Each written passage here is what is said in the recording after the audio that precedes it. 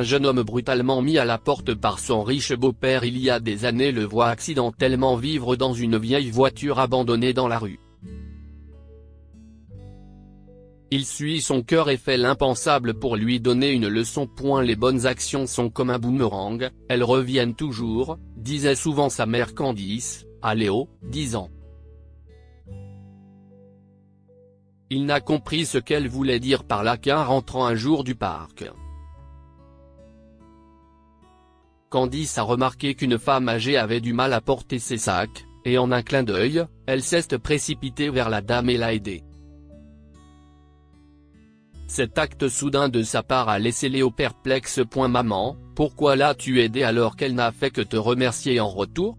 Tu n'as jamais rien eu d'autre. Mon fils, quand tu continues à émettre du bien, cela te reviendra un jour. N'attends jamais rien en retour lorsque tu aides les autres. Dieu te récompensera lui-même. Léo acquiesça et balaya les paroles de sa maman, sans se douter qu'elle laisserait un impact inoubliable sur sa vie très bientôt. Maman, où est-ce qu'on va maintenant? Léo est devenu curieux lorsque Candice l'a emmené ailleurs au lieu de leur maison.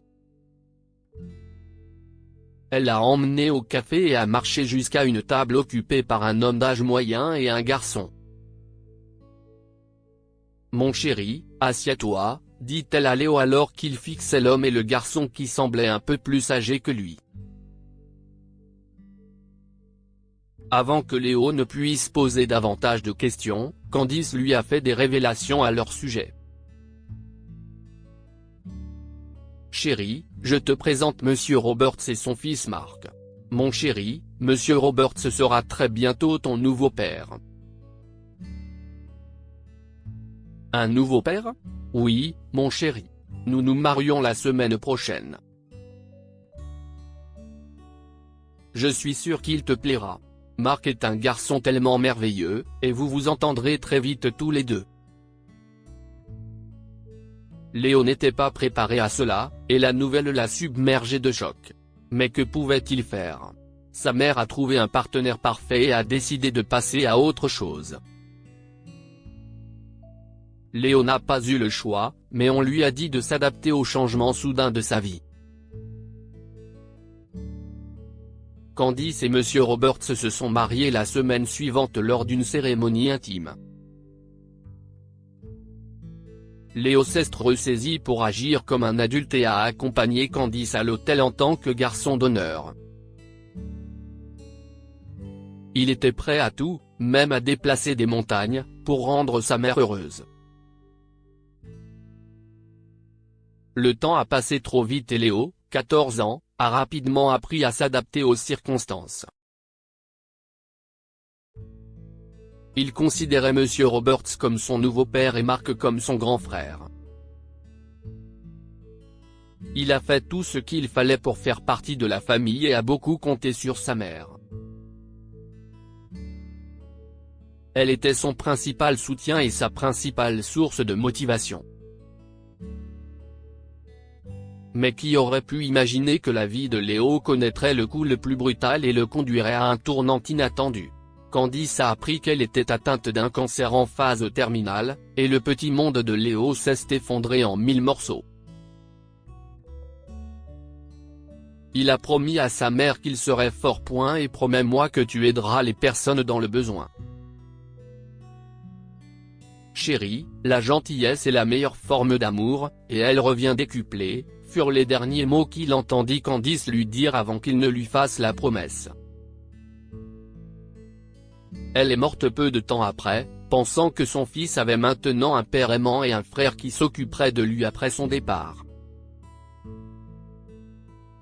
Mais Candice avait tort. Les jours passèrent, et avant même que le monticule de terre sur la tombe de sa mère ne soit nivelé, la vie de Léo devint misérable.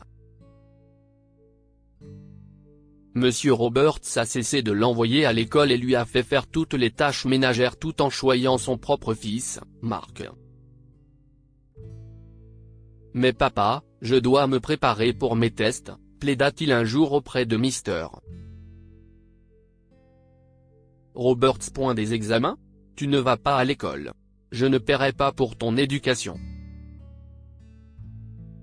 Tu peux rester dans ma maison tant que tu y travailles. Léo était effondré, et son âme brisée battait comme un oiseau en cage à l'intérieur de lui. Les semaines et les mois passèrent, mais rien ne changea dans la vie de Léo. Même lorsque ses professeurs rendaient visite à Monsieur Roberts, lui demandant pourquoi Léo était absent de l'école, il leur mentait. Il m'a dit qu'il ne voulait pas aller à l'école.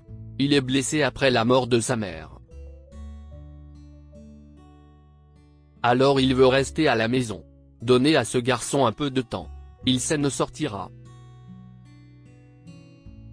Monsieur Roberts a fait faire à Léo tous les travaux ménagers, le jardinage et le lavage de ses voitures. Jour après jour, le pauvre garçon vivait comme un domestique.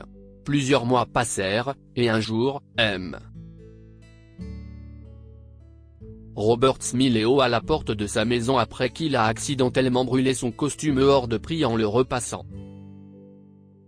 « Sors de chez moi. Tu sais combien coûte ce costume? Tu ne pourras jamais te l'offrir.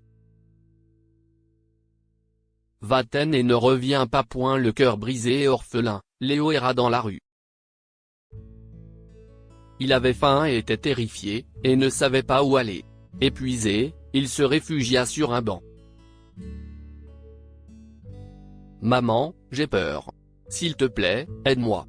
Je n'ai jamais fait de mal à personne, et pourquoi cela m'arrive-t-il ?» Quelques instants plus tard, une réponse est arrivée de la part de quelqu'un qui lui a doucement touché l'épaule par derrière. Léo a paniqué et a reconnu Wendy, la femme âgée que sa mère aidait autrefois à porter ses sacs de courses. « Mon fils, comment vas-tu, et comment va ta mère ?» Un silence inquiétant s'est étalé sur le visage fatigué de Léo. « Maman est morte, dit-il d'un ton doux et triste. Oh, mon cher, que lui est-il arrivé? Elle est morte d'un cancer. Jésus, je suis vraiment désolé d'entendre ça. Et qu'est-ce ce que tu fais ici? Où est ta maison? Je vais te ramener chez toi. Je n'ai pas de maison, et ceux que je croyais être mon père et mon frère m'ont mis dehors. Je n'ai personne. Wendy a été émue aux larmes après avoir entendu l'histoire de Léo. Elle lui a ensuite offert la plus grande motivation de sa vie, lui faisant réaliser que sa maman avait raison à propos des bonnes actions et de la façon dont elles reviennent de manière surprenante. « Mon cher, ne dis jamais que tu n'as personne parce que Dieu veille sur nous en permanence.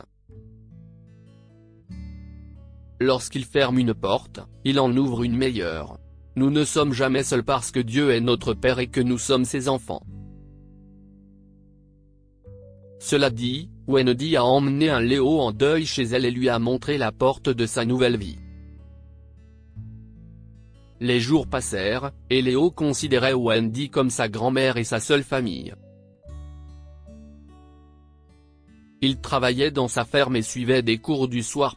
Plusieurs années ont passé et Léo, 29 ans, a gravi les échelons de la réussite.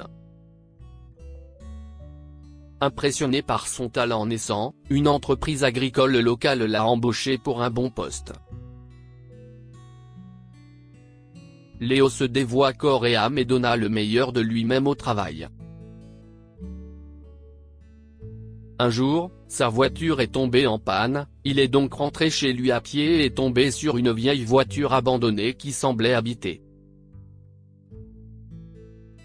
Léo l'a ignoré et s'est éloigné, avant d'être arrêté par la toux d'un homme âgé. Il avait l'air sec et sévère, alors Léo a décidé de jeter un coup d'œil pour s'assurer qu'il avait de l'eau. Lorsque Léo a jeté un coup d'œil par la fenêtre, il a eu un choc énorme. L'homme qui toussait à l'intérieur n'était autre que son beau-père, Monsieur Roberts. « Monsieur Roberts? Qu'est-ce que vous faites ici? s'exclama Léo, choqué. L'homme s'est levé et s'est mis à pleurer après avoir reconnu Léo. Léo, cela fait tellement d'années. Comment vas-tu? Je vais bien, mais qu'est ce que vous faites dans cette voiture? Je vis ici. Vous vivez dans cette voiture? Mais pourquoi? Qu'est-il arrivé à votre maison, et où est votre fils Mark? Robert se ravala sa peine et prit la parole, révélant qu'il avait été mis à la porte par son fils, qu'il avait aimé et choyé toute sa vie. J'ai confié mon entreprise à Mark parce que je me faisais vieux. Je lui faisais confiance, mais il a ruiné mon entreprise. Il a considéré les choses comme acquises et mon entreprise a fait faillite. Je l'ai reprise et je l'ai vendue. L'argent s'est vite épuisé, alors j'ai vendu ma maison et j'ai ensuite déménagé dans une maison plus petite. J'ai vendu mes voitures pour payer les dettes, et mes économies se sont épuisées. Un jour, il m'a mis dehors en me disant qu'il ne me laisserait jamais rentrer si je ne revenais pas avec de l'argent. Je n'ai ni amis ni famille et je n'ai nulle part où aller. Mon cœur ne me permettait pas de vivre dans un refuge pour sans-abri parce que je n'ai jamais aidé les nécessiteux. J'ai donc commencé à vivre dans cette vieille voiture abandonnée et j'ai survécu grâce aux passants qui me donnent de l'argent. Après avoir écouté M. Roberts, Léo a franchi la prochaine étape la plus importante de sa vie. Il a ramené son beau-père chez lui et l'a hébergé. Mais mon cher, j'ai été si cruel avec toi. Pourquoi veux-tu m'aider? M. Roberts sanglotait, se sentant coupable et honteux de lui-même. Léo a souri et a répondu, j'ai été gentil avec tout le monde, et cela m'est revenu. J'ai maintenant une famille, des amis et une maison pleine de chaleur et d'amour. Mais qu'est ce que vous avez gagné à être méchant? Rien. Et si est-il là que vous avez fini? Vos actes vous reviennent, alors vous devriez faire attention à ce que vous faites. Léo a tenu la promesse qu'il avait faite à sa défunte mère et il était fier de lui-même parce qu'il était gentil avec tout le monde, quelle que soit la façon dont les gens le traitaient. Il a ramené M. Roberts chez lui et s'est occupé de lui, lui apprenant ainsi une leçon selon laquelle la famille est une question d'amour et non de sang. Que pouvons-nous apprendre de cette histoire? Chaque acte que vous faites vous revient. La mère de Léo a aidé la femme plus âgée à porter ses sacs. Des années plus tard, cette femme a aidé Léo à trouver un foyer et de l'amour lorsque son beau-père l'a mis à la porte. La famille n'est pas une question de sang. Il s'agit de savoir qui vous tient la main et vous relève lorsque vous êtes tombé. Lorsque Léo a rencontré par hasard son beau-père, qu'il avait mis à la porte il y a des années, il lui a donné un coup de main parce qu'il croyait qu'une famille n'était pas une question de sang, mais de personnes qui se soutiennent dans les hauts et les bas. Partagez cette histoire avec vos amis. Elle pourrait égayer leur journée et les inspirer. Lire aussi, un garçon met sa mère à la porte, elle le retrouve en train de mendier dans la rue 13 ans plus tard.